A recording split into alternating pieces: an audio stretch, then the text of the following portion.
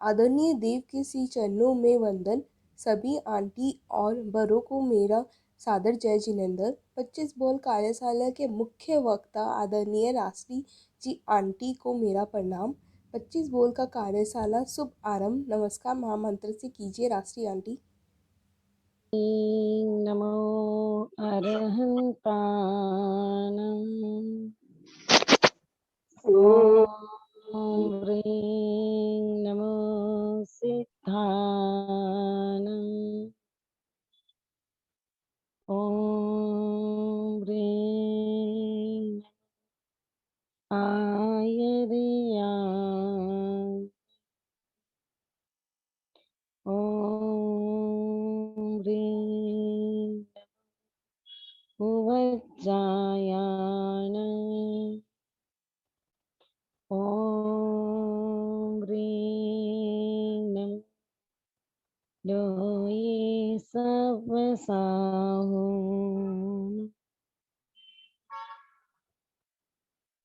वंदे अरहम, वंदे गुरुवरम, वंदे सच्चम। सभी को सादर जय जिनेंद्र।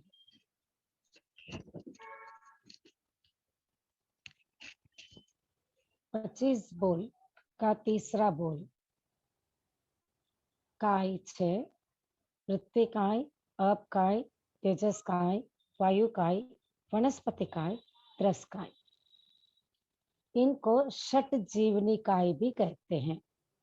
6 जीव निकाय, षट जीव निकाय के नाम से ये अति प्रचलित है। काय शब्द का अर्थ है शरीर। जिसके शरीर पृथ्वी है वो पृथ्वी काय है। जिसका शरीर पानी है वो अपकाय का जीव है। जिसका शरीर अग्नि है वह तेजस काय, और जिसका शरीर वायु काय है वो वायु काय के जीव है। वायु हवा, वनस्पति शरीर वाले वनस्पति काय, और जो चलते हैं फिरते हैं यानी सुख की प्रवृत्ति, दुख की निवृत्ति के लिए जो चलते हैं फिरने के योग्यता रखते हैं वह त्रस्काय कहलाते हैं। इसमें पृथ्वी, पानी, अग्नि, वायु, वनस्पति 5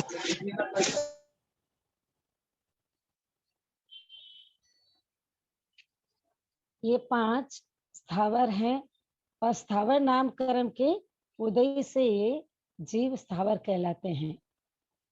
जो इनके सुख दुख तो अनुभव जरूर करते हैं, लेकिन वो सुख दुख की प्रवृत्ति और निवृत्ति के लिए हलन चलन बिल्कुल नहीं करते हैं स्थावर जीव। और जो त्रस जीव होते हैं, त्रस नामकरण के उदय एवं सुख की प्रवृत्ति और दुख की निवृत्ति के लिए ये हलन चलन करते हैं, तो ये त्रस कहलाते हैं। जबकि जीवों का लक्षण यानी जीव का लक्षण क्या है? चेतना है, यानी आत्मा की जो अनुभूति है, सुख दुख की जो अनुभूति है, वो पृथ्वी, पानी, अग्नि, वायु, वनस्पति एवं त्रस जीव वह जीव हैं जो 2 इंद्रिय से लगाकर पंचेंद्रिय तक के सभी जीव त्रस प्राणी कहलाते हैं।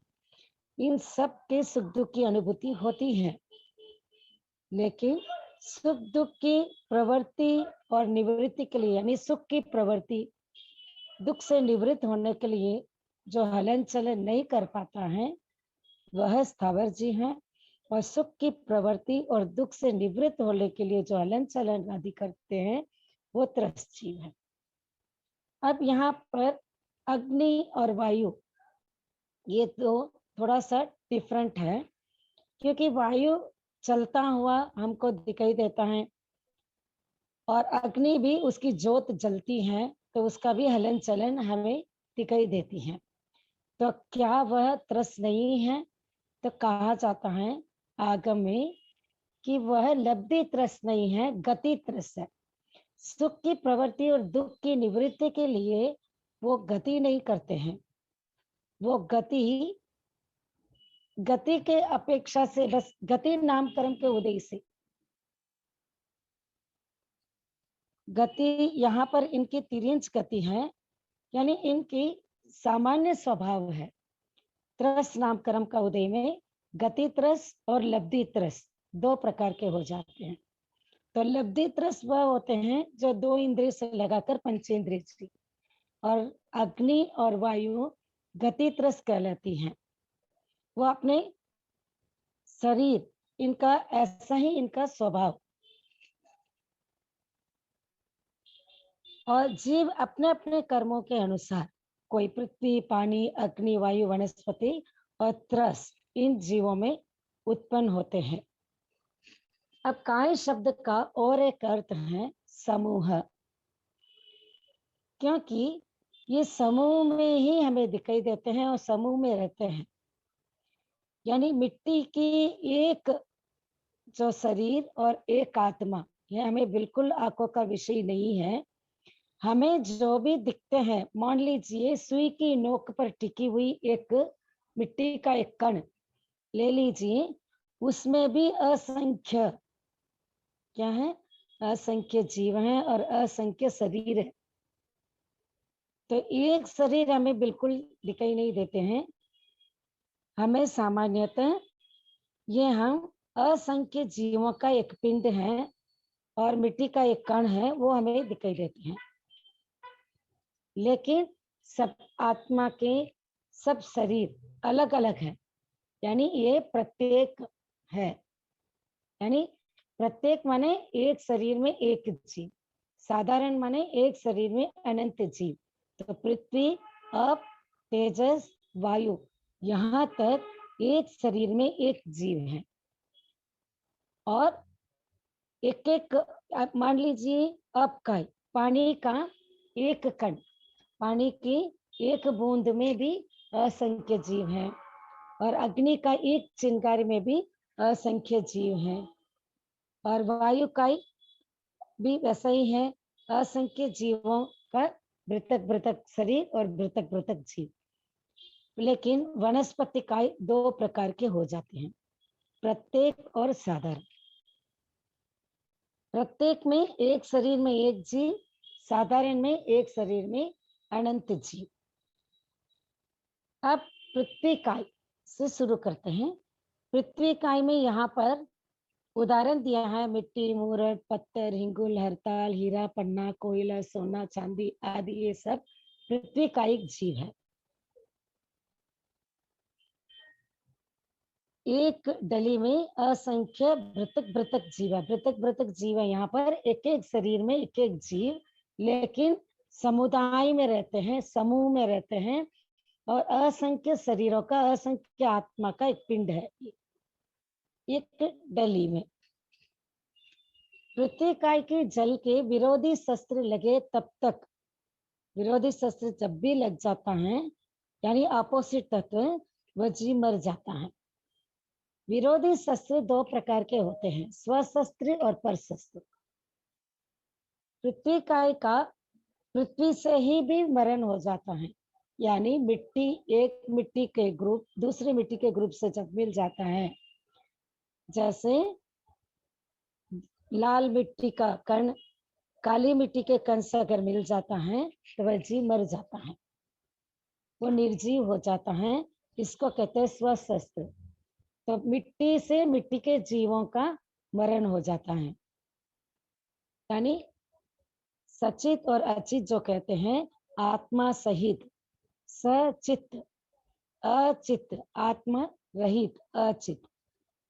तो आत्मा मर जाती का तात्पर्य है कि उन पुद्गलों से आत्मा निकल जाती है, उनका तिर्यंश गति वहां पर संपन्न हो जाता है उस मिट्टी के रूप में, फिर उनकी दूसरी गति में वो चले जाते हैं या वही गति में वापस जा सकते हैं। तो मिट्टी की एक डली में असंख्य जीव हैं। जब तक विरोधी शस्त्र लग जाता है, वह मिट्टी के कण से वो तो हो गया स्वशस्त्र, और मिट्टी का पानी डालकर दूसरों पानी डाल देते हैं, मान लीजिए मिट्टी में, तो मिट्टी का जीव भी मर जाता है। तो वो हो गया परशस्त्र, स्वशस्त्र और परशस्त्र। अब आप काय बरसात का जल, ओस का जल, समुद्र, कुंवर, कुआं, बावड़ी, तालाब, झील, नदी, जितने भी समुद्र हैं, वो सब जल क्या है? अपकाय के जीव हैं। वह भी एक एक बूंद में असंख्य जीव हैं। विरोधी शस्त्र लग जाता है, जब तक नहीं लगता तब तक वो सचित कहलाता है। जैसे हम पानी में चूना डालते हैं तो क्या हो गया? अचित हो गया। वह भी स्वशस्त्र और परशस्त्र कहा गया है। और तेजस का अग्नि, विद्युत, उल्का आदि तेजस का एक जीव है। अग्नि की एक चिंगारी में असंख्य जीव हैं और विरोधी शस्त्र नहीं लगे तब तक वो सचित कहलाती हैं। जैसे ही विरोधी शस्त्र लगता है यानी अग्नि बुझ जाती है, वो अचित हो जाती है। वायु काय के मुख्य 5 भेद हैं। उत्कलिका वायु जो ठहर ठहर के चलती है, और मंडलिका वायु जो वायु चक्र खाती हुई चलती है, गोल गोल चलती है। जो एक इंग्लिश की मूवी आई थी ट्विस्टर, उसमें पूरा वो सीन बताया गया था कि भाई वो हवा इतनी गोल गोल गोल गोल करके इतनी फास्ट होती है कि पूरा गांव का गांव उजाड़ देती है। गणवायु जो वायु रत्न प्रभा आदि पृथ्वी के जो पृथ्वियां हैं, रत्न प्रभा, शर्करा प्रभा, सात, नरक आदि, या विमानों के नीचे, ऊपर देवलोक के जो विमान हैं उनके नीचे ये जमी हुई बर्फ की भांति, आइस क्यूब्स, बर्फ की भांति गाड़ी एवं आधारभूत है। यानी विमानों के आधारभूत हैं, पृथ्वी के आधारभूत हैं। इसके ऊपर पृथ्वी टिकी हुई है, उसके ऊपर विमान टिका हुआ है। ये है गण वायु। और गुंजा वायु जो वायु चलती हुई शब्द करती है, यानी हवाएं जो चलती हुई शब्द करे, ये गुंजा वायु है। और शुद्ध वायु है जो इन ऊपर के गुणों से रहित सिर्फ मंद मंद चलने वाली, यह है शुद्ध वायु है। वायुकाय में भी पृथक पृथक असंख्य जीव हैं, यानी एक एक शरीर में एक एक आत्मा है, लेकिन समूह में है। जब तक विरोधी शस्त्र नहीं लगता है तब तक वो सचित है, और विरोधी शस्त्र के योग से वो अचित हो जाती है। यहाँ पर इस बात का विशेष ध्यान देना है कि वायु काय का स्वशस्त्र क्या है, वायु काय का परशस्त्र क्या है। बाकी के हमने तो क्या जाना कि पृथ्वी काय लाल मिट्टी और काली मिट्टी, ये तो हो गया स्वशस्त्र। मिट्टी मिट्टी से मरता है, वो तो हो गया स्वशस्त्र। और मिट्टी पानी से मर जाता है, वो हो गया परशस्त्र। लेकिन वायुकाय में वायुकाय का शस्त्र वायुकाय ही है, लेकिन वहां भी स्वशस्त्र परशस्त्र है। वह कैसे हैं कि जैसे अचित वायु से सचित वायु मर जाती है तो वो हो गया परशस्त्र, और सचित वायु और सचित वायु के टकराने से मर जाते हैं, वो हो गया स्वशस्त्र। यानी वायुकाय का शस्त्र वायुकाय ही है। स्वशस्त्र सचित वायु से सचित वायु टकराती है, तब ये स्वशस्त्र कहलाता है। और अचित वायु से सचित वायु का मरण होता है, वह हो गया परशस्त्र। नेक्स्ट है वनस्पति काय। आम, अंगूर, केला, सब्जी, जितने भी सब्जियां हैं, आलू हैं, ये सब वनस्पति काय के जीव है। ये 2 प्रकार के हैं, प्रत्येक और साधारण। सभी प्रकार के जो जमीकंद हम जो कहते हैं, कंद मूल, ये सब क्या है? जमीकंद साधारण वनस्पति काय हैं। एक शरीर में अनंत जीव है। बाकी वनस्पति को, ये साधारण वनस्पति को छोड़कर बाकी सब, केला है, आम है, अंगूर, ये सब क्या है? एक शरीर में एक आत्मा है। फिर भी एक एक शरीर में एक एक आत्मा प्रत्येक वनस्पतिकाय होते हुए भी है प्रत्येक वनस्पतिकाय, लेकिन आश्रित अनेक जीव रह सकते हैं। यहाँ पर उदाहरण दिया गया है, भाई वृक्ष, आम आदि, लता, करेला, ककड़ी आदि, दूब यानी जो घास जैसे होता है ना, वो दूब, चौलाई आदि पत्ते वाले साग सब्जी, और जल में कमल आदि, ये सब प्रत्येक वनस्पति का है। एक एक शरीर में एक एक जीव है, लेकिन आश्रित अनेक जीव, असंख्य जीव रह सकते हैं। और बेंद्रिय आदि जीवों में ये बात नहीं है। बेंद्रिय, त्रियेंद्रिय, चतुरेंद्रिय, पंचेंद्रिय, ये सब त्रस्काई जीव है। ये सब जीव अपने अपना शरीर का निर्माण सबके अपने अपने हैं, जैसे प्रत्येक के जैसे एक एक शरीर में एक एक जीव। वनस्पति का जीव उत्पन्न होने के यहाँ पर मुख्य 8 प्रकार माने गए हैं।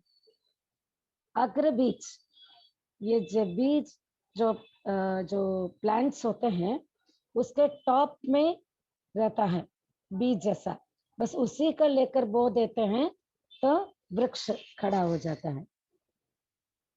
यहाँ पर एक एग्जाम्पल दिया है, कोरंट कटसरिया। कटसरिया का वृक्ष ऐसा है भाई, एक वृक्ष ऐसा है जो टॉप सबसे, जिसका सिरा ही बीज हो, सिरा माने द टॉप, वहां पर बीज रहता है, उसी को वापस डालने से ये वृक्ष उग जाता है। और मूल बीज में, जिसका मूल ही बीज हो, कंद, आलू, जो कंद है, जमीकंद, इनके कोई बीज नहीं होते हैं, उसी को, जैसे ऑनियन को ही उगा देते हैं तो वापस ऑनियन की पत्ती निकलती है आदि। पर्व बीज, जिसके गांठे ही बीज हो, जो ईक के दोनों बीच में गांठे हैं, उनको ही उगा देते हैं तो ये पर्व बीज वनस्पति है। स्कंद बीज, वह वनस्पति जिसके स्कंद ही बीज हो, जैसे थूवर आदि। थूवर माने कैक्टस, जो कांटे वाले होते हैं कैक्टस, वो स्कंद बीज है। और बीजरू वनस्पति जिसके बीज से उत्पन्न हो, जैसे गेहूं आदि। और समिर्च, जिसके स्वयं में पैदा हो जाते हैं, जिसको बीज डालने की जरूरत नहीं होती है, वो अंकुरित हो जाते हैं, अंकुर फूट जाते हैं ऑटोमेटिकली, स्वयं में पैदा होते हैं। और तृण आदि घास। और लता, द क्रीपर्स, चंपा, चमेली, ककड़ी, खरबूजा के जो बेल होती हैं, ये प्रकार हैं मुख्यतः उत्पन्न होने के, मुख्यतः ये 8 प्रकार बताए गए हैं। तो वनस्पति में पृथक पृथक अनेक जीव होते हैं।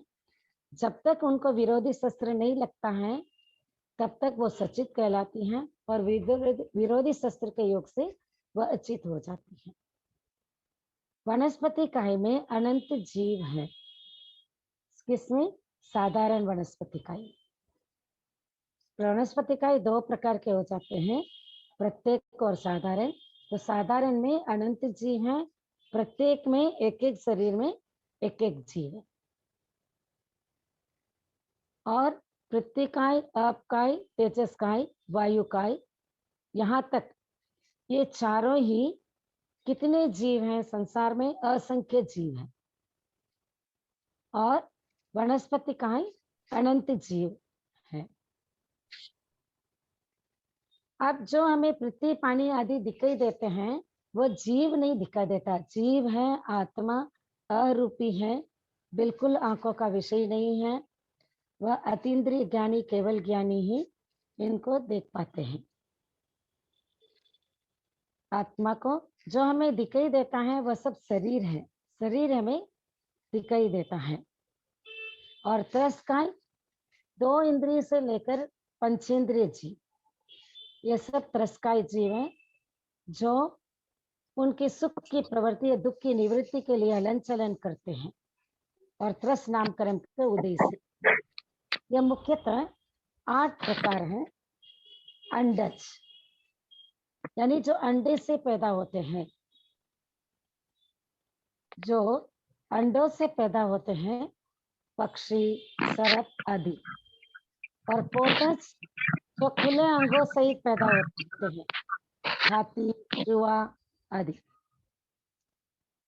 चरायुज, वो त्रस्त जीव जो अपने जन्म के साथ छिल्ली, यानी एक प्रकार के छिल्ली से वेष्टित होते हैं, जैसे मनुष्य, भैंस, गाय आदि।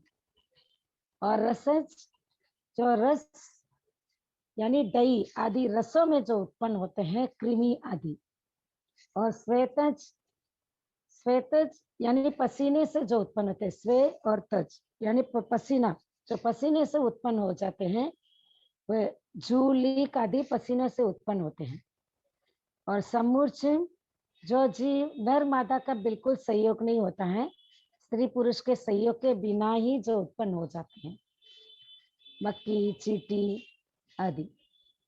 और उद्भिज व्यत्रस जीव जो पृथ्वी को फाड़ कर निकलते हैं। जब बारिश का मौसम आता है, भाई बारिश की उस पृथ्वी को फाड़ कर जब पतंगे निकलती हैं, तब उसमें से अनुमान लगाया जाता है कि भाई बारिश आने वाली है, या बारिश के अनुकूल ऐसा ठंडा मौसम रहता है।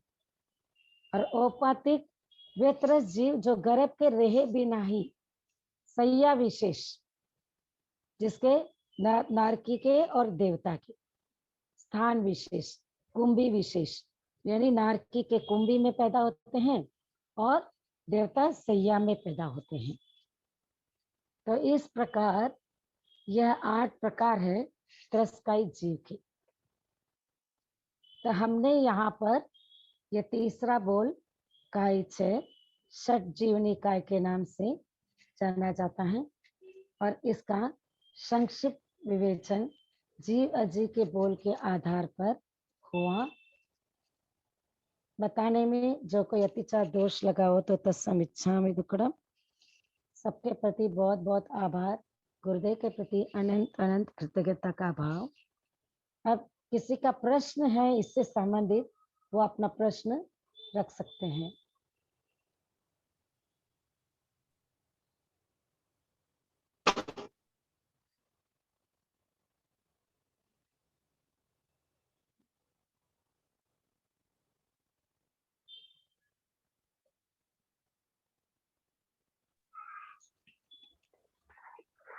जय जिनेंद्र। जय जिनेंद्र। हाँ, मैंने आज पहली बार मतलब ज्वाइन किया है, तो इसमें आप बुक कौन सी ले रहे हैं, तो हमारे समझने में थोड़ी आसानी रहेगी। जीव अजीव पुस्तक है, 25 बोल जीव अजीव पुस्तक, आचार्य श्री महाप्रज्ञ जी की किताब है, यह किताब है। और ये मेरी पुरानी है, और अभी शायद ग्रीन कलर होनी चाहिए फ्रंट पेज। ठीक, बहुत बहुत धन्यवाद। ओम अरहं। आंटी जय जिनेंद्र। जय जिनेंद्र। हाँ, ये प्रत्येक वनस्पति का बताया ना आपने, प्रत्येक वनस्पति में एक शरीर में एक जीव है। तो जैसे ये बहुबीजी होते हैं ना, जैसे लौकी, तरोई, ये पपीता, इनमें जो एक शरीर में वो अनेक जीव होते हैं, तो उनको ऐसे ही मानना है कि एक शरीर में अनेक जीव। देखो एक बात याद रखें कि भाई एक प्रत्येक जो है वो एक शरीर में एक ही जीव है। जैसे आपने तोरई बोला है, ककड़ी बोला है, या पोमीग्रेनेट ले लीजिए, दाढ़ी है ना, इसमें दाने बहुत हैं, यही आप बोल रहे हैं ना, बीज अधिक है उसमें। हाँ। तो शरीर, पूरा शरीर एक ही है। यानी आल ले लीजिए, तोरई ले लीजिए, भिंडी ले लीजिए, अंदर बहुत सारे बीज निकलेंगे, लेकिन एक शरीर में एक जीव ही है। ये प्रत्येक वनस्पति का ही है, लेकिन आश्रित अनेक जीव रह सकते हैं। एक पत्ता एक जीव, आश्रित अनेक जीव हो सकते हैं। उसके डिपेंड अनेक जीव वहां पर हो सकते हैं। तो वो सब अंदर जो बीज है सारे, वो सब उसके आश्रित है, उस लौकी के आश्रित ही मानेंगे उनको। वो लौकी का ही पार्ट है, यह लौकी का ही पार्ट है, लेकिन एक शरीर का एक जीव होते हुए भी उसके आश्रित जीव है, उससे आश्रित भी है और उसका पार्ट भी है। जैसे हमारे गर्भ में बच्चा पैदा होता है, तो हमारा शरीर एक ही जीव है, या हमारे पेट में कृमि पैदा हो जाती है, कोई लट पैदा हो जाती है, या किसी के इन्फेक्शन हो जाता है, तो वो आश्रित है। और वनस्पति ये थोड़ा डिफरेंट है, हमारा आश्रित और वो थोड़ा डिफरेंट है, कि सभी वनस्पति में है ना आश्रित बहुत जीव हो सकते हैं।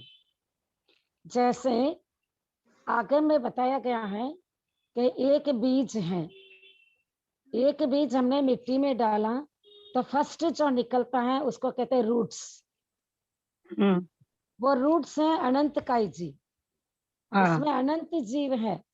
हाँ, हालांकि आपने एक बीज ही डाला हम्म, और रूट्स जो पैदा होते हैं, हम्म, क्या बोलते हैं रूट्स को हिंदी में? जड़, हाँ, जड़। Thank you. जड़ जड़ पैदा होती है, जो हम बोलते हैं ना अंकुरित, हाँ हाँ, अंकुरित अनाज। तो जो फर्स्ट पैदा होता है, जो फर्स्ट जो निकल रहा है ना, वो अनंत जीव है, उसमें अंकुर में, अनंत अंकुर काय में होते अनंत, हैं। अंकुर में अनंत जीव है जैसे। हाँ, अंकुरित जो निकलता है ना, फर्स्ट जो अंकुर निकलता है ना, उसमें अनंत जीव है। अच्छा लेकिन वो साधारण वनस्पति काय के अंतर्गत नहीं आता है। अच्छा, साधारण वनस्पति काय का कैटेगरी अलग है। एक शरीर में जो अनंत जीव है, जो जमीकंद है, जो जमीकंद जमीन के नीचे होती है, जबकि रूट्स, ऑल द रूट्स भी जमीन के नीचे ही होते हैं। लेकिन अंकुरित तो ऊपर करते हैं, फिर भी जो फर्स्ट जो निकलता है बीज से, वो अंकुर अनंत जीव है। उसके बाद निकलता है स्टेम, है ना, उसके ऊपर होता है तना, स्टेम, वो है असंख्य जीव। उसके बाद ब्रांचेस, सब ब्रांचेस, असंख्य जीव, संख्यात जीव, लीव्स, संख्यात जीव, फ्लावर्स एंड फ्रूट। तो आश्रित अनेक जीव होते हैं।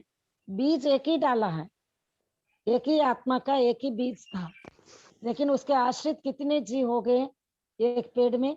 अनंत जीव हो गए हैं टोटल मिलाएंगे तो। ठीक है आंटी। आंटी एक क्वेश्चन और है,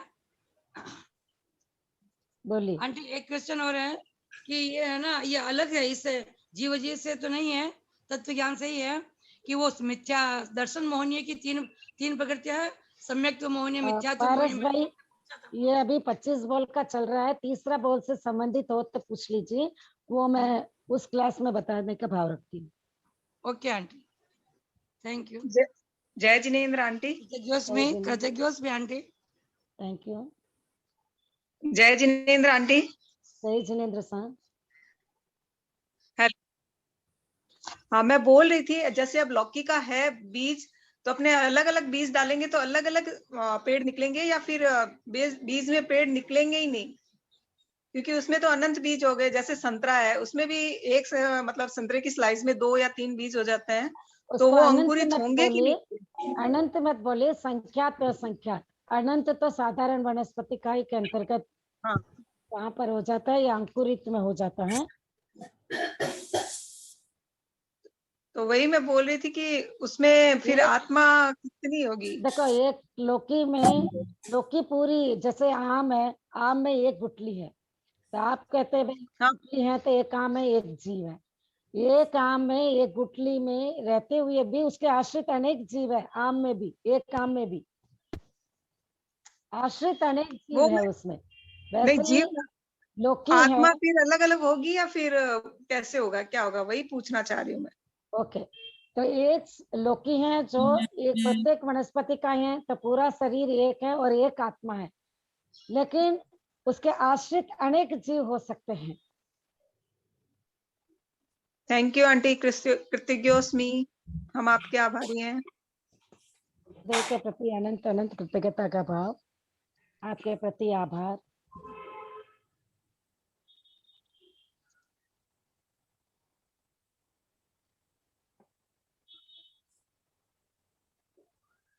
तो तीसरा बोल सबको समझ में आ गया होगा। आगे चलते हैं चौथा बोल, या किसी के तीसरे बोल में कोई प्रश्न है?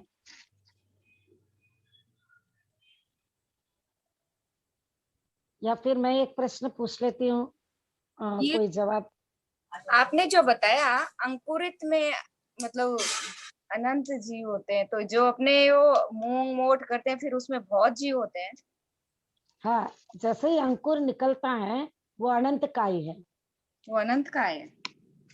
अनंत जीव है उसमें। अच्छा, तो फिर आंटी उनमें तो जैसे पहले अंकुरित हुआ, फिर उसको सुखाया, तब तो डबल पाप लग गया। मेरे को पूछना अनंत मतलब क्या होता है? तो फिर अपने ये क्यों पहले चलन हुआ बिरी करो ये सब? हाँ, वही क्यों खाते हैं फिर अपने अपने को, तो डबल पाप होता है। और अपना तो धर्म बताता है कि पापों से बचो। ठीक है, देखो हमारा आहार वनस्पति का ही है। सो आहार से संबंधित हमारा जो पोषक तत्व है, जो जिस पोषक तत्व है उस तत्व को हम ले रहे हैं। अगर शरीर को पोषण करने के लिए खा रहे हैं तो इतना कर्म बंधन नहीं है, वो योग की प्रवृत्ति है। लेकिन जहां पर क्रोध मान माया लोभ, क्या मेरे को अंकुरित ही भाता है, ऐसा ही भाता है, ऐसा नहीं भाता है, ऐसा ही होना चाहिए, ऐसा नहीं होना चाहिए, राग द्वेष की प्रवृत्ति जितना अधिक होगा उतना कर्म बंधन ज्यादा है। जो बंध का प्रकार में प्रकृति प्रदेश बंध, जिसका प्रश्न पूछना है वो ही अपना अनम्यूट करें, बाकी जिसके बैकग्राउंड में आवाज आ रही है वो अपना म्यूट कर लें।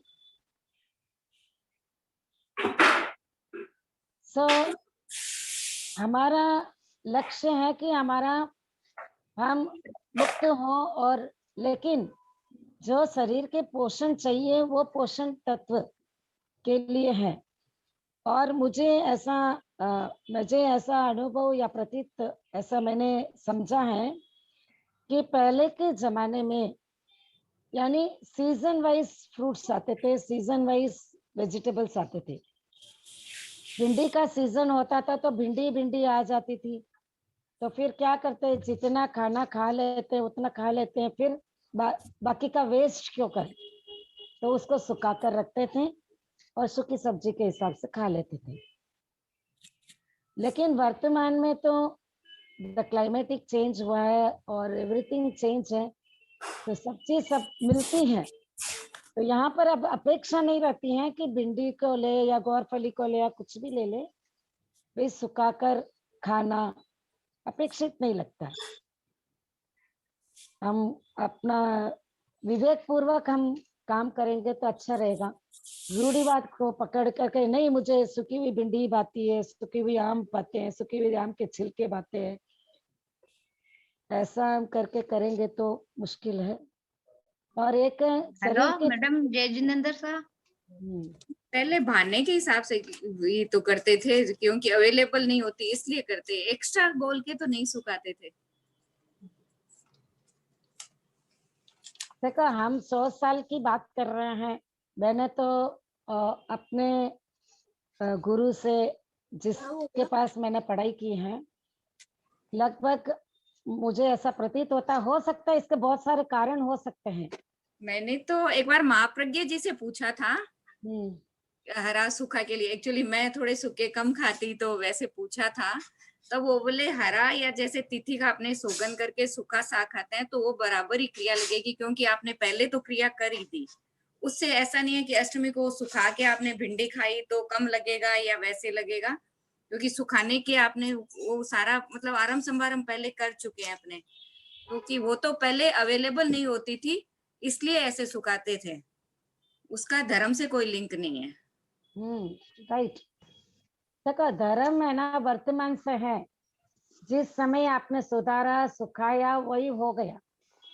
अब वापस आप सुखाए हुए का वापस उबाल रहे हैं तो वापस अधर्म ही हुआ, है ना। इसीलिए धर्म अधर्म है ना, इसीलिए ना प्रकृति बंध, स्थिति बंध, अनुभव बंध, प्रदेश बंध। कर्म बंधन दो से होते हैं, कषाय और योग। जहाँ योग जी मैं एक बात बोलूं, योग की प्रवृत्ति से प्रकृति बंध और प्रदेश बंध होता है। स्थिति बंध और रस बंध, तो काल और रस है, यह कषायों से होते हैं।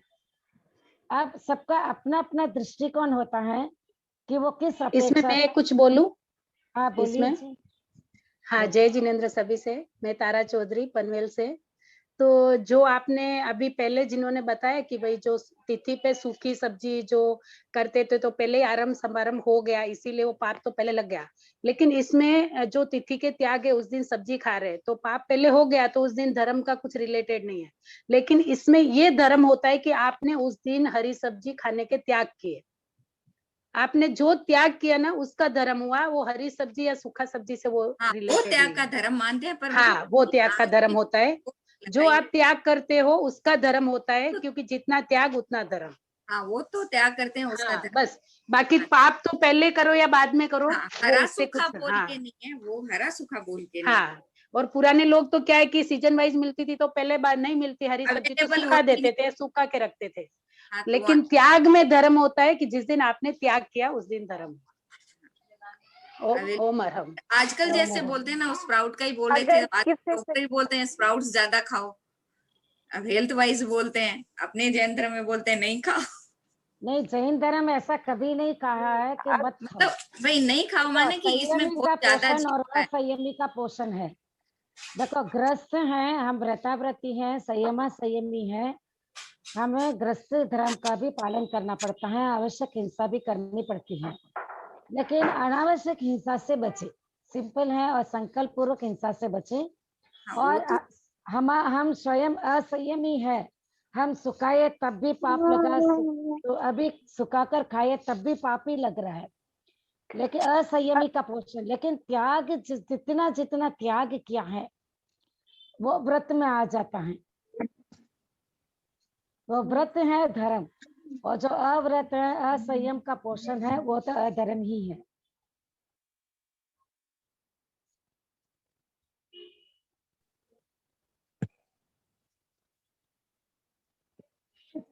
बीना सुराना का हैंड राइज है। प्रणाम।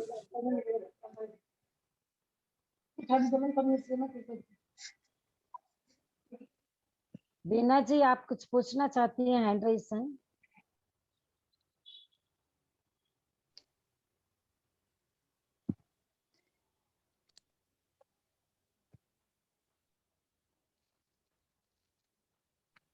बीना जी अपने आप को अनम्यूट कीजिए, म्यूट कीजिए। आवाज नहीं आ रही है।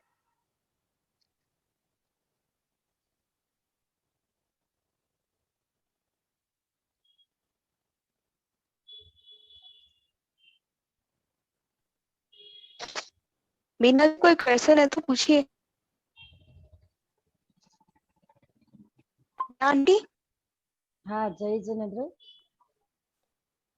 राष्ट्रीय आंटी लगता है उनका नहीं हो रहा है अनम्यूट, तो आप आगे कर लीजिए। ओके, हम चलते हैं चौथे बोल में। समय कितना है? 20 मिनट। ओके, 20 मिनट है। तो 20 मिनट हम चौथा बोल लेते हैं। तीसरा बोल में कोई प्रश्न नहीं है, सब अच्छी तरह से समझ गए हैं। चौथा बोल है इंद्रिया 5। इंद्र, यहाँ पर प्रत्येक जीव है ना 3 लोक के ऐश्वर्य से संपन्न है। इसका तात्पर्य क्या हुआ? इसीलिए उसे इंद्र कहते हैं। यानी इंद्रिया के बिना स्पर्श इंद्रिय, रसन इंद्रिय, ज्ञान इंद्रिय, चक्षु इंद्रिय, श्रोत्र इंद्रिय, यानी बिना इंद्रिया का कोई भी जीव नहीं है। मिनिमम एक इंद्रिय वाले जीव, एक में स्पर्श इंद्रिय तो अवश्य ही है, और जिसके विकास है वो 5 इंद्रिय वाले जीव है, क्रमशः 2, 3, 4, 5, जिसके अपने अपने विषय का जो ज्ञान होता है, यानी एक एक विषय का एक एक ज्ञान होता है। स्पर्श इंद्रिय का विषय स्पर्श है, स्पर्श का ज्ञान होता है उसको। रसन इंद्रिय का विषय रस है, वो रस से अपना स्वाद प्लीज आप सब अपने आप को म्यूट कर लीजिए, बहुत पीछे जा रही है।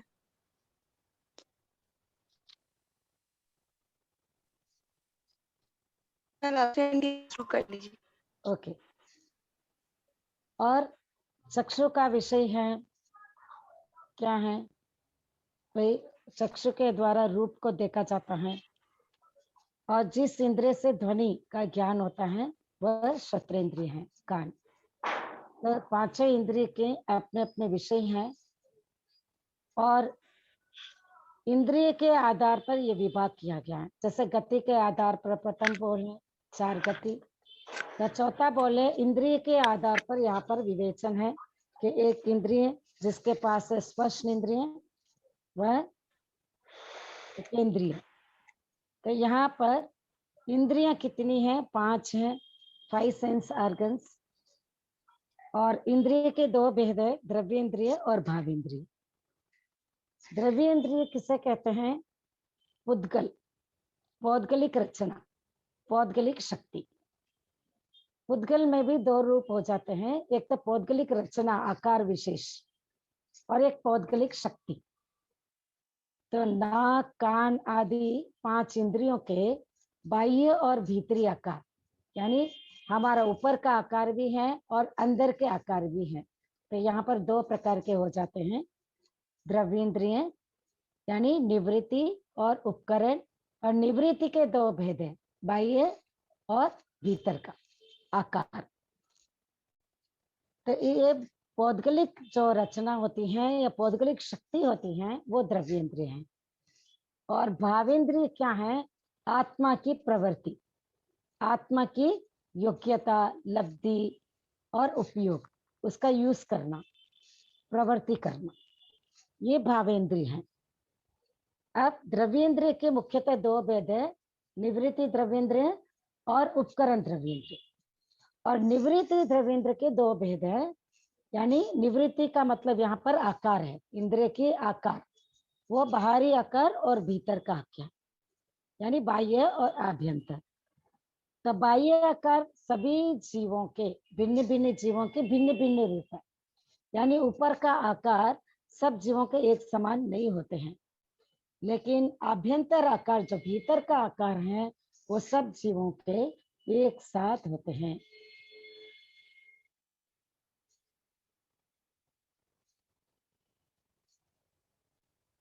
ये एक बार द्रव्येंद्रिय भावेंद्रिय होने के बाद सचित वायु अचित वायु का प्रश्न आया है, तो उसके बताने का भाव रखती हूँ।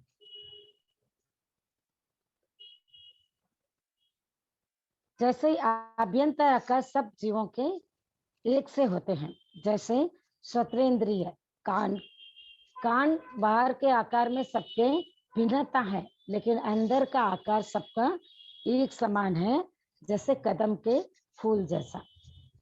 और ऐसे तो हम 10th में या 9th हम पढ़कर आए हैं, तो वहां पर सब ड्राइंग्स वगैरह देखे हैं, तो वो कदम के फूल के समान कान के भीतर का आकार। और चक्षुरेंद्रिय मसूर की दाल के जैसा है, आँख को जब हम देखते हैं। और घ्राणेन्द्रिय अतिमुक्त पुष्प की चंद्रिका जैसा, यानी नाक 2 होल है, तो उस चंद्रिका में भी 2 होल। रसनेन्द्रिय खुरपे के समान है, जीभ जैसे हमारे खुरपे के समान है। और स्पर्श इंद्रिय जो है वो बाह्य आकार और आभ्यंतर आकार, ये दोनों ही भिन्न भिन्न है। बाकी स्पर्श इंद्रिय को छोड़कर बाकी में तो क्या है, आभ्यंतर आकार एक समान और बाह्य आकार भिन्न भिन्न। लेकिन स्पर्श इंद्रिय के, जो स्पर्श इंद्रिय के भीतर का आकार है वही बाहर का आकार है। तो ये सबके अलग अलग हैं, एक समान नहीं होते हैं। जैसा शरीर मिलता है वैसा उसका आकार हो जाता है। और उपकरण द्रव्येंद्र किसे कहते हैं? वो उसकी पौद्गलिक शक्ति, अपने अपने विषय को जानने के लिए भी पौद्गलिक शक्ति की अपेक्षा होती है। जैसे मशीन है, लेकिन मशीन भी कंडीशनेबल होना चाहिए, तो मशीन चलने योग्य होना चाहिए, फिर हम करंट लगाते हैं तो वो चलती है। वैसा ही आकार है, भीतर का आकार है, बाह्य आकार है, लेकिन उसमें भी वो पौद्गलिक शक्ति होनी चाहिए। जितनी पौद्गलिक शक्ति, उसकी ताकत होनी चाहिए उस पौद्गल का, उतनी ताकत उसको होनी चाहिए, तभी वो काम कर पाती है। तो यहाँ तक हो गया द्रव्येंद्रिय। और द्रव्येंद्रिय उसके बाद हो गए भावेंद्रिय। भावेंद्रिय के 2 प्रकार हैं, लब्धि और उपयोग। लब्धि भावेंद्रिय है ना, आत्मा की प्रवृत्ति, आत्मा की योग्यता, आत्मा की शक्ति। जो लब्धि भावेंद्रिय है, ज्ञानावन्य क्रम और दर्शनावन्य क्रम के संयोजन से आत्मा में वो जो शक्ति पैदा होती है और उसके प्रवृत्ति होती है, ये भावेंद्रिय है। तो लब्धि है उसकी शक्ति, और उपयोग है उसकी प्रवृत्ति, यानी आत्मा की जो योग्यता है वो तो लब्धि है जिसका जीव का जिस जीव का जितना जितना परिश्रम होता है वैसे उसकी चेतना की शक्ति मिल जाती है। अब सब कुछ मिल गया है, बाह्य आकार भी अच्छा है, भीतर का आकार भी अच्छा है, पौद्गलिक शक्ति भी है। जैसे एक उदाहरण ले लेते हैं आंख का, यानी भीतर की शक्ति भी अच्छी है, पौद्गलिक शक्ति भी अच्छी है, आकार भी अच्छा है, लेकिन आत्मा का संयम भाव होना जरूरी है। संयम भी है और लेकिन आंख बंद कर लेते हैं तो दिखता नहीं है बिल्कुल, तो उसकी प्रवृत्ति करना पड़ता है, उपयोग। इस प्रकार चारों होने से ही हमें इंद्रियों का क्या होता है, यूज कर सकते हैं, सिर्फ 1 2 3 4 नहीं। तो यहाँ पर हमने यहाँ तक जाना द्रव्येंद्रिय, भावेंद्रिय, इन चारों को उपलब्ध होने पर ही हम कोई भी चीज का ज्ञान कर सकते हैं। सिर्फ आकार होने से ज्ञान नहीं होता है, या पौद्गलिक शक्ति मात्र होने से ज्ञान नहीं होता है, या आत्मा का संयम भाव है लेकिन किसी एक्सीडेंट की वजह से उसके आँख की पुतली खराब हो गई हो, या फिर एक्सीडेंट हो गया हो, उसके कान के पर्दे फट गए हो, तो उसको आत्मा की शक्ति होते हुए भी आकार का डैमेज होने से, भूतगल का डैमेज होने से भी काम नहीं होता है। इसलिए चारों का होना अति आवश्यक है। और 5 इंद्रिय के अतिरिक्त है मन। इंद्रियां अपने अपने विषय को ही जानती हैं और वर्तमान को जानती है। यानी जीभ में आम का रस रखा, वो जान लिया, उसके बाद उसको पता नहीं है। अपने अपने विषय को वर्तमान का ज्ञान करती है इंद्रियां, लेकिन मन त्रैकालिक ज्ञान करती है। वो स्वतंत्र रूप से भी ज्ञान करती हैं और इंद्रिय के जाने हुए पदार्थ का जो मनन करती है, मीमांसा करती है, सोचती है, चिंतन करती है, स्मृति करती है, वो मन है।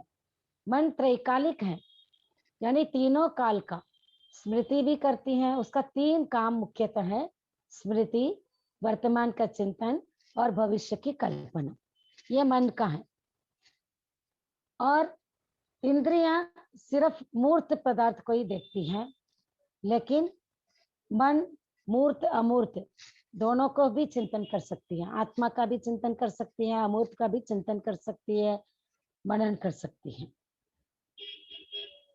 इसीलिए ये आलोचनात्मक ज्ञान करती है। इंद्रियां अपने अपने विषय का जो ज्ञान करती हैं, उसका आलोचनात्मक ज्ञान कौन करता है? मन।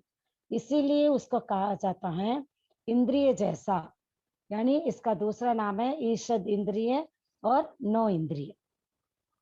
और स्वयं इंद्रिय के द्वारा पदार्थ को नहीं जानता, और मन अपना स्वतंत्र भी चिंतन, स्मृति, कल्पना आदि कर सकता है, वह स्वतंत्र है। उस अपेक्षा से भी इसको अनिंद्रिय कहा जाता है। तो मन इंद्रिय के द्वारा ग्रहण करके आलोचनात्मक ज्ञान करने से इंद्रिय जैसा ईषद इंद्रिय, नौ इंद्रिय भी कहा जाता है, और स्वतंत्र रूप में भी वो अपना चिंतन करता है, इसलिए उसे अनिंद्रिय कहा जाता है। इस प्रकार यह बोल संपन्न हुआ, इंद्रिय का बोल। एक प्रश्न आया था कि वायु काल के बारे में, जो तीसरे बोल में सचित वायु अचित वायु के बारे में बताने का। तो मैंने जो समझा है, सचित वायु यहाँ पर तीसरे बोल के आपके पेज नंबर 12 में भी बताया गया है कि वायु काल का शस्त्र वायु का ही है। सचित वायु से वायु का नाश होता है। मान लीजिए यहाँ पर सचित वायु है और यहाँ पर सचित वायु है, दोनों वायु यहाँ पास पास में है और दोनों टकराते हैं, तो सचित वायु से सचित वायु का नाश होता है। यह हो गया स्वकाय शस्त्र। यहाँ पर सचित वायु से जो वायु का नाश होता है लिखा हुआ है, ये सचित वायु से सचित वायु, क्यों सचित वायु का ही नाश होगा? अचित वायु तो स्वयं ही अचित है, उसका नाश होने की कोई प्रश्न ही नहीं है। तो इसीलिए यहाँ पर लिखा हुआ वायु का। तो सचित वायु से वायु का नाश हो या सचित वायु बोले, दोनों एक ही बात है यहाँ पर। वह है स्वकाय शस्त्र। और अचित वायु, कोई वायु अचित है, उसके वायु काय का नाश होता है, वह परकाय शस्त्र है। यानी कोई हवा अचित है और पास में सचित वायु है, ये दोनों टकरा जाते हैं, तो अचित वायु से भी सचित वायु का नाश होता है, तो वह परकाय शस्त्र कहलाता है। तो वायु काय का शस्त्र वायु का ही है। लगभग समय संपन्न होने में अभी 7 मिनट है, तो 7 मिनट और प्रश्न उत्तर के ले सकते हैं, तीसरे बोल से संबंधित एवं चौथे बोल से संबंधित। जय जिनेन्द्र मैम, एक क्वेश्चन था, ये अग्निकाय से अग्नि जब प्रज्वलित होती है तो क्या उससे वायु का नाश नहीं होता? वायु अचित नहीं होती है इसमें? हाँ, सचित वायु, सचित वायु, वायु देखो, हाँ सॉरी, आप अग्नि का पूछ रहे हैं। हाँ, अग्नि से। हाँ, ओके। अग्नि का भी लिखा हुआ है, अग्निकाई जीव जलकाई जीवों के लिए शस्त्र है, और हाँ। जलकाई जीव अग्निकाई जीवों के लिए शस्त्र है। तो यहाँ पर सशस्त्र और पर शस्त्र, ये दोनों बातें बताई गई हैं। हाँ हाँ हाँ, ठीक। तो अग्नि से अग्नि का होता है, और हाँ, अग्नि से मिट्टी और पानी से होता है। हाँ, पर अग्नि से वायु का भी होता है। वायु का बिल्कुल नहीं होगा। अच्छा, अग्नि से वायु का वायु का ही है। अच्छा, तो अब अग्नि से वायु का वो नहीं होता है।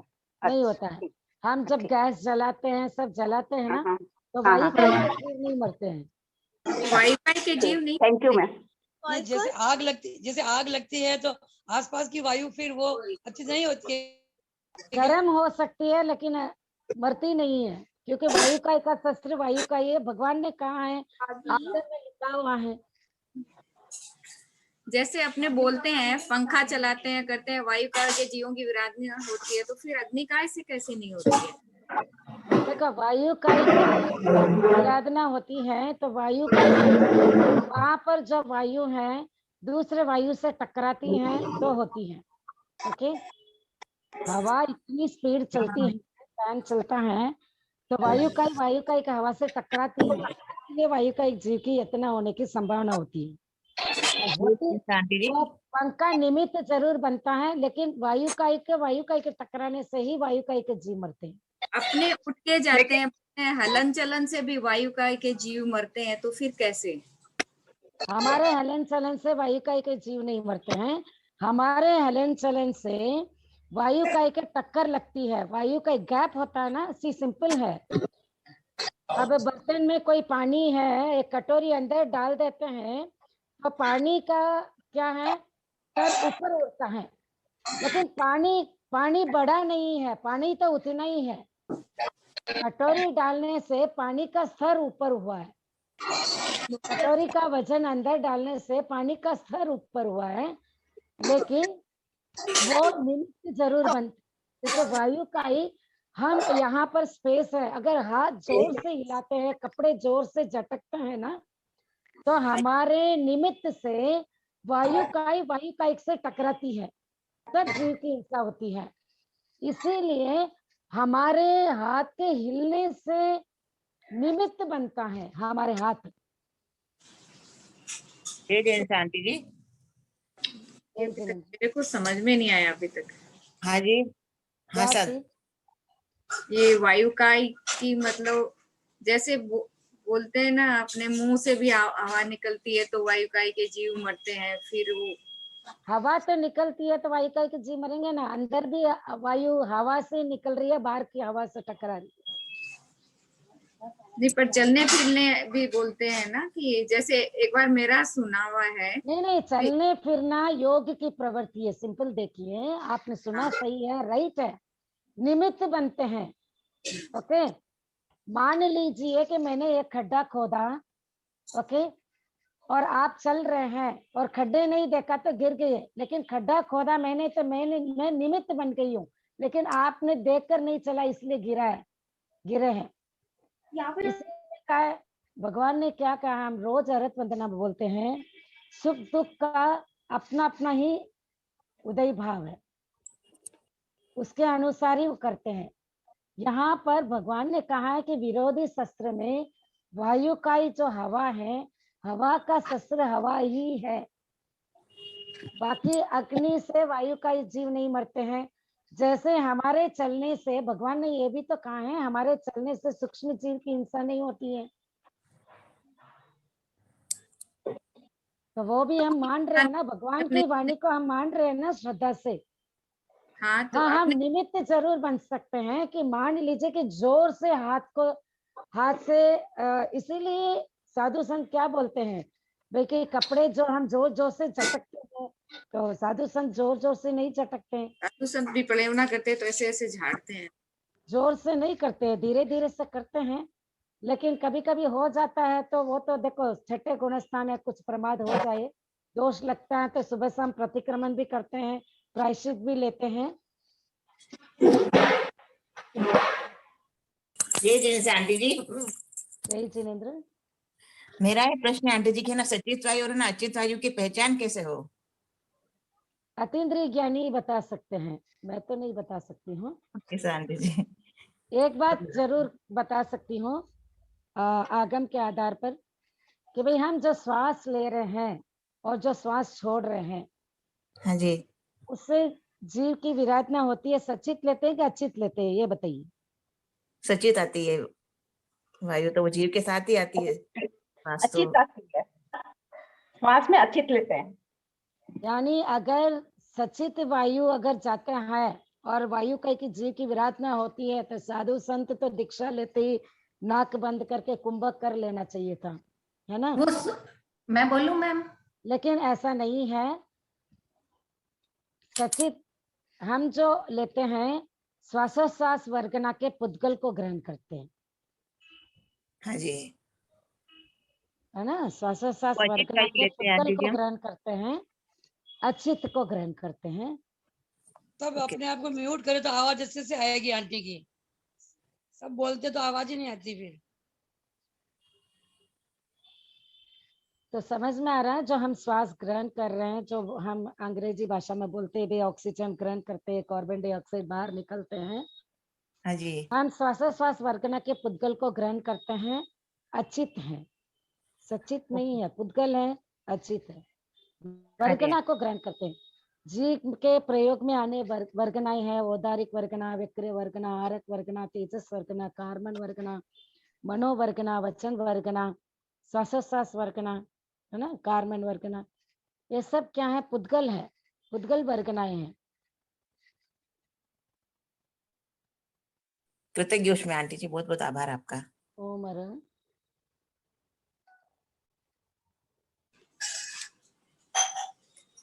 तो लगभग समय संपन्न हो रहा है, जहाँ तक हम संपन्न कर रहे हैं। गुरुदेव के प्रति अनंत अनंत कृतज्ञता का भाव, सबके प्रति आभार।